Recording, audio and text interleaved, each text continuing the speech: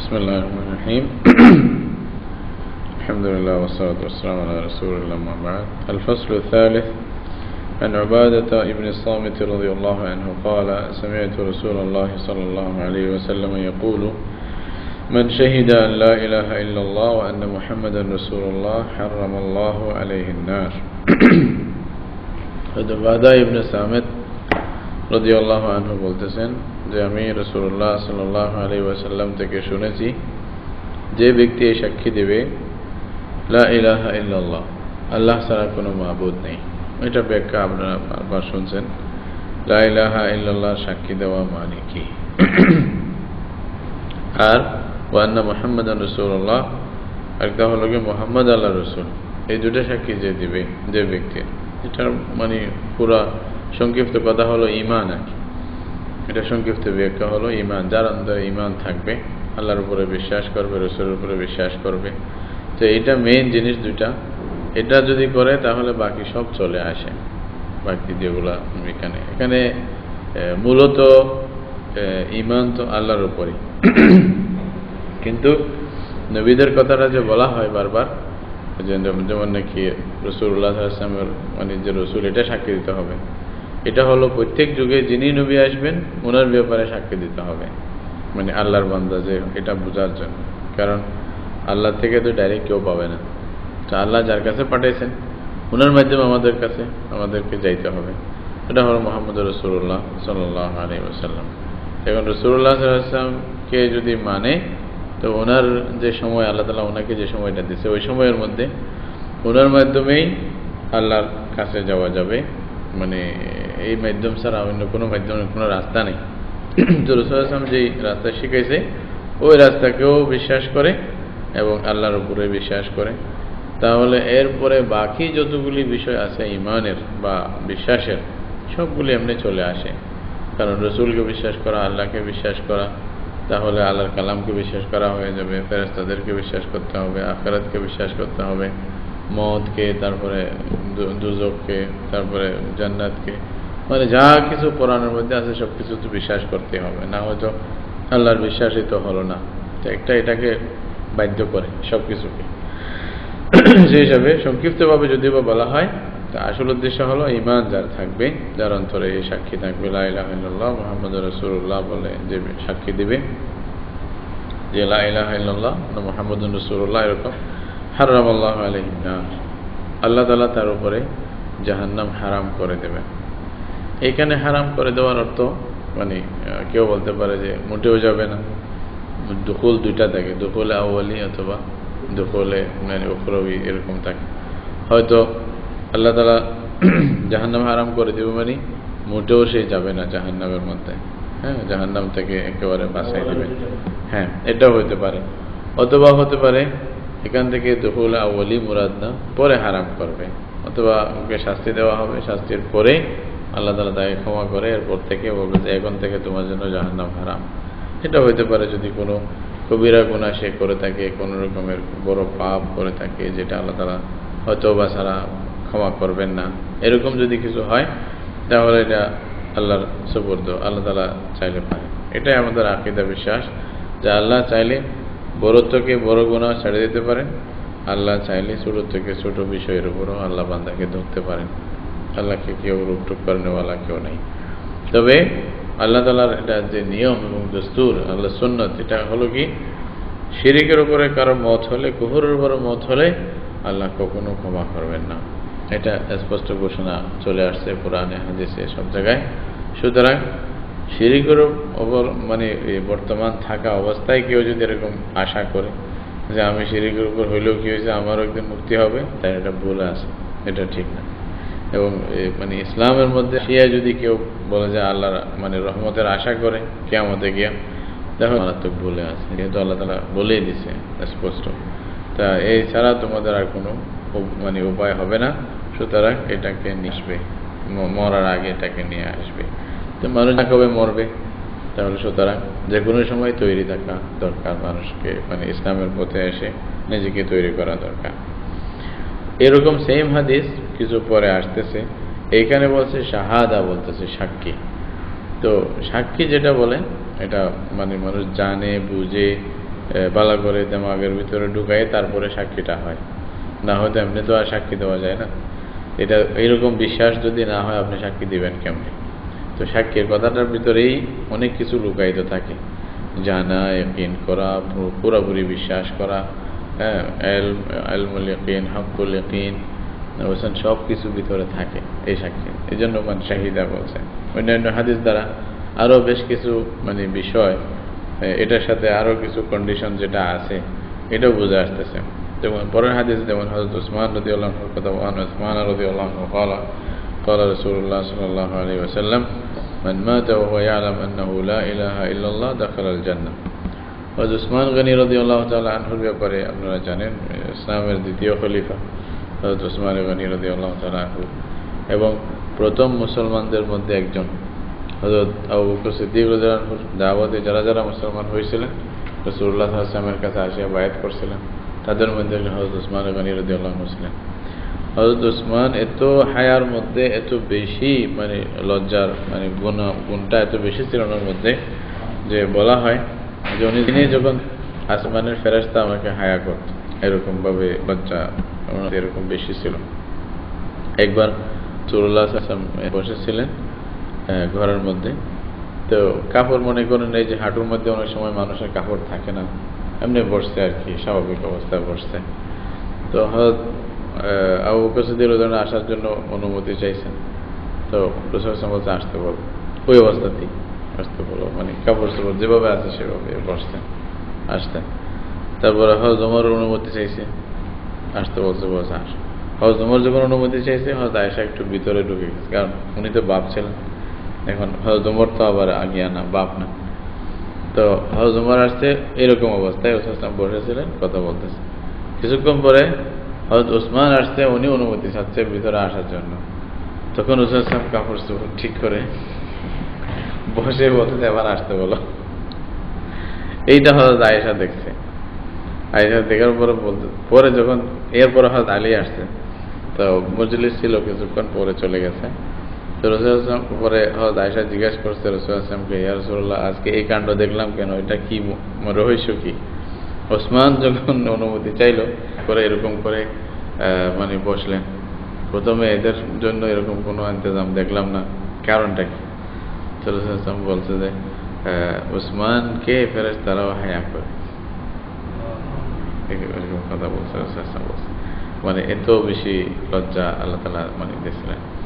হযরত ওসমানকে রাসূল সাল্লাল্লাহু আলাইহি ওয়াসাল্লাম এত ভালোবাসতেন যে এক সময় মানে আল্লাহ অনেক বড় ধনী ছিলেন হযরত ওসমান গনি রাদিয়াল্লাহু তাআলা আনহু, কিন্তু সব ধন মুসলমানদের জন্য লুটাই দিছে, এরকম একজন ব্যক্তি ওসমান রাদিয়াল্লাহু তাআলা। চাঁদা করতেন, তুমি এটা না পারো দাও। এটা বলার পরে তো রাসূলুল্লাহ সাল্লাল্লাহু আলাইহি ওয়াসাল্লাম জিজ্ঞাসা করলেন আবু বকরকে, তুমি কি আনছো? ওমরকে বললেন যে তুমি কি আনছো? তো এক একজনে এটা বলতেছে। তখন সেই দিন অবশ্যই ছিল, হযরত ওমর রাদিয়াল্লাহু আনহু মনে করলেন যে আজকে মনে একটা সময় যে আমি আবু বকরের চেয়ে একটু আগে বাড়তে পারবো, মানে আজকে রাসূল সাল্লাল্লাহু আলাইহি ওয়াসাল্লাম যেটা সুযোগ দিছে, আজকে আমি করব কি, মানে প্রায় আমার ঘরে যা আছে তার অর্ধেক ঘরে রাখবো, আর অর্ধেক রাসূল সাল্লাল্লাহু আলাইহি ওয়াসাল্লামের কাছে পেশ করে দেব। আবু বকর তো আর এটা করবে না, মানে মনে করছে আর কি। আসতে পরে রাসূলুল্লাহ সাল্লাল্লাহু আলাইহি ওয়াসাল্লাম একজনকে জিজ্ঞাসা করতেছে। তো হযরত ওমরকে বলছে, ওমর তুমি কি আনছো? তো হযরত ওমর বলছে, ইয়া রাসূলুল্লাহ, একটু একেবারে ইয়ার সাথে মানে খুশির সাথে বলতেছিলেন, বলছে ইয়া রাসূলুল্লাহ, যা সামান ছিল অর্ধেক দিনের জন্য দিয়ে দিচ্ছি, আর অর্ধেক ঘরে রাখছি। তারপর আবু বকর সিদ্দিক রাদিয়াল্লাহু আনহু উনি একটা গাড়ি নিয়ে আসছে। তো গাড়ি নিয়ে আসতে জিজ্ঞাসা করছে, আবু বকর তুমি কি আনছো? বলছে ইয়া রাসূলুল্লাহ, যা ছিল সব নিয়ে আসছে। বলছে করে, বলছে তারাকতুল্লাহ ওয়া রাসূলাহ, আল্লাহ আর রাসূলকে করে ছাড়ে আসছি এবং আমি যা ছিল সব নিয়ে আসছি। তো হযরত ওমর বলল যে আল্লাহর কসম, তোমার চেয়ে আগে যাওয়া যাবে না। এটা একটু সুযোগ ছিল, তাও পাইলাম না। বলছে এটা আমি বাস মেনেই নিলাম যে হ্যাঁ তোমার আগে যাওয়া যাবে না, এটা প্রতিযোগিতা ছিল আর কি। তো সেদিন হযরত ওসমান রাদিয়াল্লাহু আনহুকে যখন রাসূল সাল্লাল্লাহু আলাইহি ওয়াসাল্লাম বললেন, উনি একবার রাসূল সাল্লাল্লাহু আলাইহি ওয়াসাল্লাম বলার কারণে 100 উট বোঝা সহ সামান সহ আল্লাহর রাস্তায় দান করলেন। পরে আবার বলছে কে দিবে? আবার আরেকশো উঠ দিলেন, আবার আরেকশো উঠ দিচ্ছেন। 300 উঠ আল্লাহ রাস্তা দান করতে কে? হযরত ওসমান রাদিয়াল্লাহু আনহু। তো কোনো কোনো রাওয়ায়াতে এরকম আছে, বলছে যে প্রত্যেক মানুষের বন্ধু থাকে জান্নাতের মধ্যে, ওরা রফিকি ফিল জান্নাতি ওসমান, জান্নাতে আমার বন্ধু হবে ওসমান, এরকম সম্ভব। ওটার কারণে জান্নাতের খোঁজ খবর দিয়েছে। এরকম হযরত ওসমান রাদিয়াল্লাহু আনহুর মাওয়াকিফ ইসলামের জন্য অনেক বেশি, যেটা বলে শেষ করা যায় না। হ্যাঁ, তো এক সময় মদিনা শরীফে মানে খুব কাহাত ছিল, দুর্ভিক্ষ, মানে মানুষ খাইতে পারে না এরকম অবস্থা। তখন হযরত ওসমান গনি রাদিয়াল্লাহু আনহুর 1000 উট আসছে ইয়া থেকে, ওই সিরিয়া থেকে সামান টামান নিয়ে। বড় ব্যবসায়ী ছিলেন তো, একেবারে বুঝাই করে সব। তো মদিনার যারা ব্যবসায়ী ছিল তারা সবাই হযরত ওসমানের কাছে আসছে, আসে বলছে যে আপনি আমাদেরকে সম্পদ সবগুলি বিক্রি করে দেন, আপনাকে আমরা 1-এ 2 করে দেব। তারপর বিক্রি করবে, মজুদদারি করবে আর কি, বুঝলেন না? তো ওসমান বলতেছে না, 1-এ 2 করে দিলে হবে না। তো বলছে যে আমরা সবাই পরামর্শ করছে, বলছে ঠিক আছে আমরা আপনাকে মানে ডবল দেব, এটা ডবল দেব। তো উনি বলছে না তা হবে না, মানে 2 গুণ বাড়াই দেবো। বলছে না তা হবে না। তো পরে ওরা চিন্তা করে 3 গুণ বলছে 3 গুণ বাড়াই দেব আপনার যেটা লাভ আপনাকে। বলছে না। তো ওরা বলছে যে আমরা তাইলে ঠিক আছে, সবাই মিলে আবার পরামর্শ করছে 4 গুণ আমরা বাড়াই দেবো আপনাকে। 4 গুণ বাড়াই দেবো মানে 4 গুণ এরা মানুষ থেকে নেবে। হযরত ওসমান বলছে না, আমাকে এর চেয়েও বেশি দেওয়ার মতো আছে, কেউ আছে যে এর চেয়ে বেশি দিবে, এই জন্য আমি তোমাদেরকে দেবো না। বলছে আমরা সবাই মদিনার মানে সব মানে কি বলে যে ব্যবসায়ী লোকেরা, এখানে অন্য কোনো ব্যবসায়ী তো বাইরে নাই, তা আপনি কে আছে আপনাকে যে আমাদের চেয়ে বেশি দেবে? তো উনি বলছে আছে আমি বেশি পাবো, এই জন্য তোমাদেরকে দেব না। তো বলছে বলেন আমাকে উনি কে যে আমাদের চেয়ে বেশি দেবে? বলছে আমি এই সব মোট আল্লাহর ওয়াস্তে গরিব মদিনার মানে গরিবদের জন্য দিয়ে দিলাম, আল্লাহ আমাকে 1-এ 10 দিবে বা তার চেয়ে বেশি দেবে। এত বড় মানে সবসময় এরকম থাকে। রাসূলুল্লাহ সাল্লাল্লাহু আলাইহি ওয়াসাল্লামের শেষের জামানায় হযরত ওসমানের বিরুদ্ধে মানে গুন্ডা লোকেরা খুব বেশি প্রপাগান্ডা মানে ষড়যন্ত্র করছিল। এমনকি হযরত ওসমান রাদিয়াল্লাহু আনহুকে শহীদ করার জন্য ওনার ঘরে চলে আসছে। যেদিন শহীদ হয়ে যাবেন সেই দিন উনি মানে স্বপ্নে দেখতেছেন রাসূলুল্লাহ সাল্লাল্লাহু আলাইহি ওয়াসাল্লামকে, যে রাসূলুল্লাহ সাল্লাল্লাহু আলাইহি ওয়াসাল্লাম ওনাকে বলতেছেন যে ওসমান কি কোনটা এখতিয়ার করবে? তুমি যদি বদলা নিতে চাও, যারা বেয়াদবি করতেছে মদিনার মধ্যে তারা ধ্বংসে যাবে, তাদের কোনো অস্তিত্ব থাকবে না, সবাই মরে যাবে, সবাইকে জমিন ইয়া করে কোথাও নিয়ে যাবে, এটা চাও নাকি সবর করবে? সবর করো, আর তুমি তো রোজা রাখছো, আমাদের কাছে আসে ইফতার করো। এটা কোনটা এখতিয়ার করবে? উসমান বললো যে ইয়া রাসূলুল্লাহ আপনার সাথে ইফতার করতেছে, আমি সবর করবো। তো এই ওদিন রোজা ছিলেন, তখন ফজরে কোরআন পড়তেছিলেন।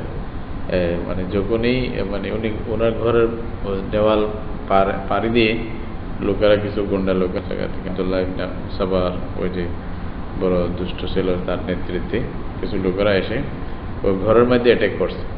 অ্যাটাক করার পরে করতেছিলেন, ওনার স্ত্রী ছিল হযরত নাইলা রাদিয়াল্লাহু তাআলা আনহা, মানে পরে উনাকে মানে যখন তলোয়ার ছিল হযরত ওসমান রাদিয়াল্লাহু আনহুকে, উনি বাবা হাত দিয়েছিলেন প্রথম স্বামীকে বাঁচানোর জন্য, কিন্তু ওনার হাত কাটে গেছিল, আঙ্গুলের উপরে পড়ছে। তারপরে হযরত ওসমানকে শহীদ করে দিয়েছে। ওই যখন আয়াতের মধ্যে ছিল ফাসায়াকফিকাহুমুল্লাহু ওয়া হুয়াস সামিউল আলিম, সুবহানাল্লাহ আছে না, ওই ফাসায়াকফিকাহুমুল্লাহ পড়তেছে, তখনই রক্তের মানে ফওয়ারা বাইরেছে, মানে খুব জোরে জোরে আঘাত করছে, যে ওইটা কোরআনের ওই কফিতে পড়ছে। ওই কফিটা এখনো মানে আর রাশিয়ার কোন একটা মিউজিয়ামে এখনো আছে, সংরক্ষিত আছে বলছে হযরত ওসমান রাদিয়াল্লাহু আনহু। এটা সাক্ষী হয়ে রক্তটা এখনো আছে, দেখা যায় ওই ফাসায়াকফিকাহুমুল্লাহর মধ্যে পড়ে আছে যে আল্লাহ এদেরকে যথেষ্ট করবে, কাফি হয়ে যাবে। ওসমান রাদিয়াল্লাহু আনহু রাসূলুল্লাহ সাল্লাল্লাহু আলাইহি ওয়াসাল্লামের 2টা মেয়ের জামাই ছিলেন, হ্যাঁ, হযরত রুকাইয়া এবং হযরত উম্মে কুলথুম রাদিয়াল্লাহু তাআলা আনহুমা। এই দুজন স্বামী ছিলেন হযরত ওসমান রাদিয়াল্লাহু আনহু। যখন অনেক সময় আমাদের দেশে এরকম একটা কুপ্রথা আছে কারো কাছে যখন মানে এই বউ মারা যায়, তো মানুষ তাকে আর মেয়ে দিতে চায় না, বলে যে ওর ভাগ্য খারাপ বা মানে শুভ না, অশুভ কি কি বিভিন্ন রকমের, এটা বলছে যে ওর কাছে বউ টিকে না, কেউ দিলে তার মেয়ে মারা যাবে, এরকম একটা চিন্তা করতো। জাহিলি যুগেরও চিন্তা ভাবনা ছিল হয়তো। তো হযরত ওসমান রাদিয়াল্লাহু আনহু একটার পরে যখন রাসূলুল্লাহ সাল্লাল্লাহু আলাইহি ওয়াসাল্লাম মানে আরেকটা দিয়েছেন, ওইটাও ইন্তেকাল করছে, তখন মানে ওসমানের ব্যাপারে হয়তো কেউ বলছে কিনা আল্লাহু আলাম, রাসূলুল্লাহ সাল্লাল্লাহু আলাইহি ওয়াসাল্লাম বলছেন আমার যদি 100টা মেয়ে থাকতো, একটার করে আমি সব ওসমানকে দিতাম। এত বড় মানে দুটা মেয়ের জামাইছে হযরত ওসমান রাদিয়াল্লাহু তাআলা আনহু। তো এই আর কি মানে হযরত ওসমান সম্পর্কে আমরা লেখা আছে মানে ইসলামের তৃতীয় খলিফা, রাসূলুল্লাহ সাল্লাল্লাহু আলাইহি ওয়াসাল্লাম যার উপরে রাজি ছিলেন, যার উপর জামিউল কোরআন বলা হয় হযরত ওসমানকে। কোরআন মজিদের কপিটা সারা বিশ্বের মধ্যে ছিলেন আল্লাহ তাআলা, অনেক সময় পাইছেন, তোমারও ওইটাই চলছে, এই জন্য মুসহাফে ওসমানী বলা হয় আল্লাহের মধ্যে। ওসমান রাদিয়াল্লাহু আনহু বলতেছেন যে রাসূলুল্লাহ সাল্লাল্লাহু আলাইহি ওয়াসাল্লাম বলছেন হুয়া ইয়ালাম, মারা যাওয়ার সময় তার পুরা ইয়াকিন ছিল, ইলম।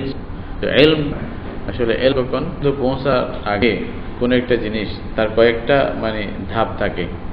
প্রথমে মানুষের একটা কল্পনা আসে, তারপরে আসে, এরপরে আরেকটু ওয়াহামের মধ্যে, এরপরে গিয়া এটা ইলমে পরিণত হয়।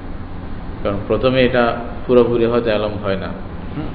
মনে করেন অনেক দূরে আপনি একটা কিছু ছবি দেখছেন, একটা রাস্তায় দাঁড়াইছেন, পুরো রাস্তার মধ্যে অনেক দূরে একটা কিছু ছবি দেখলেন, আপনি মনে করছেন যে এটা হয়তো মানুষ হতে পারে, কিন্তু বোঝা যাচ্ছে না মানুষ নাকি কে নাকি।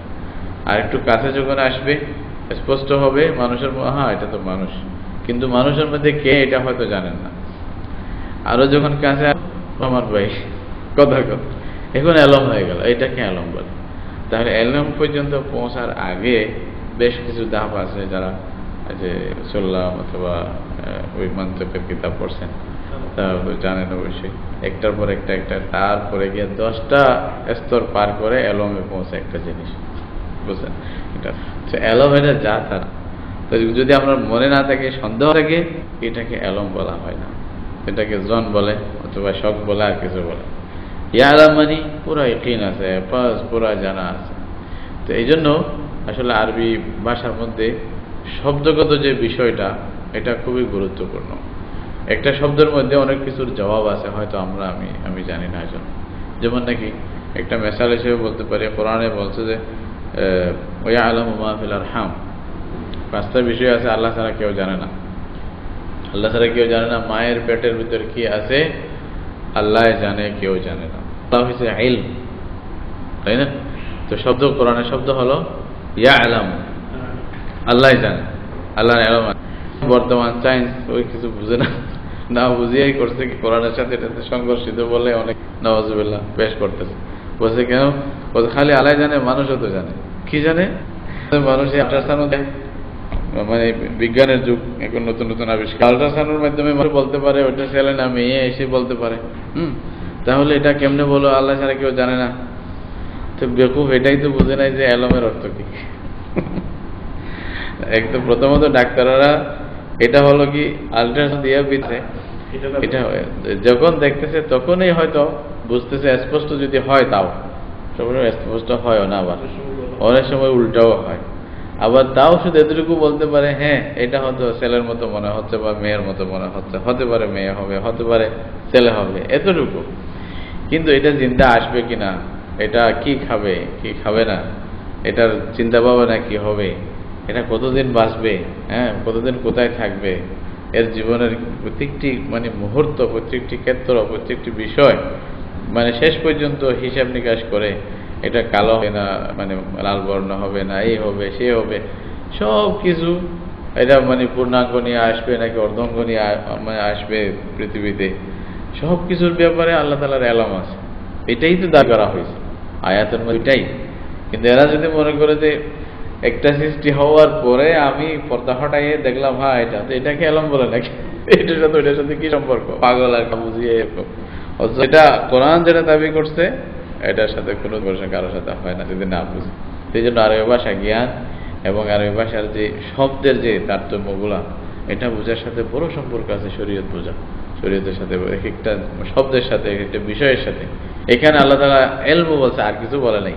এটার বড় রহস্য আছে আসলে, হয়তো আমরা দুটুকু বুঝি না বিধায়, যার কারণে হয়তো অনেক সময় মনে হয় যে না বুঝে কোরআন কি ঠিক বললো নাকি না ঠিক বলল, নাউজুবিল্লাহ, এরকম হয়তো কারো ধারণা আসতে পারে। এটা একেবারে অমূলক এবং অসার কতগুলি চিন্তা ভাবনা যেটা মানুষের হয়, এটা এই হিসেবে বললাম। তো এখানে বলতেছে ইয়ালাম, শব্দ হলো হুয়া ইয়ালাম, যে যার ইলম আছে, জ্ঞান আছে, কি আন্নাহু লা ইলাহা ইল্লাল্লাহ, পুরা ইয়াকিন আল্লাহ ছাড়া কোনো মাবুদ নাই, তার অন্তরে কোনো সন্দেহ নেই, যে আল্লাহর উপরেই বিশ্বাস, বাস আল্লাহ ছাড়া কেউ কিছু করতে পারবে না, আল্লাহ খালিক, আল্লাহ মালিক, আল্লাহ আমাকে বানাইছে, রিজিক দিতেছে, সব তার জানা, ফুল জানা আছে। দাখালাল জান্নাহ, সে ব্যক্তি কোথায় যাবে? জান্নাতে যাবে। এইখানে আমাদের একটা বড় বিষয় হলো যে হাদিসের মধ্যে যেটা বলতেছে, এটা অনেক সময় হতে পারে কি, হয়তো কোনো মানুষ মুখ থেকে মৃত্যুর সময় হয়তো কালিমা বাইর নাও হতে পারে।